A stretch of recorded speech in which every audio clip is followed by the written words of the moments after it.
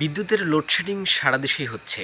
এমনকি ঢাকা শহরেও বিভিন্ন জায়গায় বিভিন্ন সময়ে প্রতিদিনই লোডশেডিং হচ্ছে। সারা দেশের গ্রাম অঞ্চলগুলোতে আরও বেশি। পল্লী বিদ্যুতের যেসব স্থানে পল্লী বিদ্যুতের বিদ্যুতের সংযোগ রয়েছে সেই সব জায়গাতে আরও বেশি প্রতিদিন শীতের সময় লোডশেডিং হচ্ছে।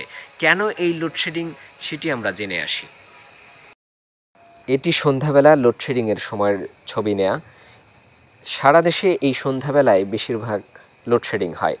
বিদ্যুতের চাহিদা রয়েছে 17,000 থেকে 18,000 মেগাওয়াট, কিন্তু বিদ্যুৎ উৎপাদন করতে পারছে 13,000 থেকে 14,000, সর্বোচ্চ 15,000 মেগাওয়াট। কিন্তু সেটি সব সময় নয়, 15,000 মেগাওয়াট মাঝে মধ্যে উৎপাদন সর্বোচ্চ রেকর্ড তৈরি করছে। কিন্তু এই যে 2 থেকে 3,000 বা সর্বোচ্চ 4,000 মেগাওয়াটের বিদ্যুতের ঘাটতি রয়েছে, আর এই ঘাটতি মেটানো সম্ভব নয়। কারণ হচ্ছে বিদ্যুতের সক্ষমতা, উৎপাদনের সক্ষমতা তাদের রয়েছে এখন 27,000 মেগাওয়াট তারা উৎপাদন করতে পারবে, সেই রকম সক্ষমতা রয়েছে, কিন্তু তাদের নেই জ্বালানির ব্যবস্থা, পর্যাপ্ত জ্বালানির ব্যবস্থা নেই।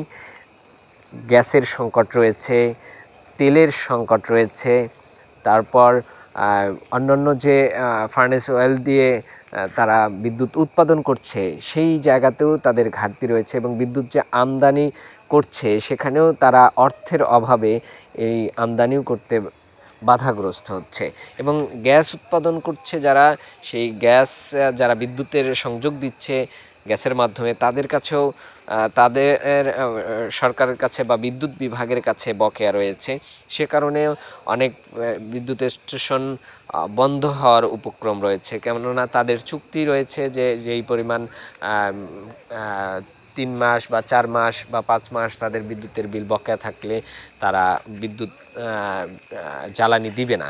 সেই রকম পর্যায়ে এখন বিদ্যুতের এই ঘাটতি মেটানোর জন্যই তারা লোডশেডিং করছে। এটা শীতের মৌসুমেও তাদের লোডশেডিং করতে হয় মাঝে মধ্যে, এবং গরমের সময় তো আরও চূড়ান্ত পর্যায়ে।